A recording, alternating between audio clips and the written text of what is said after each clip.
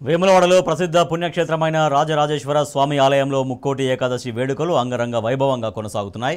స్వామివారి దర్శనానికి భక్తులు తెల్లవారుజాము నుంచే బారులు తీరారు.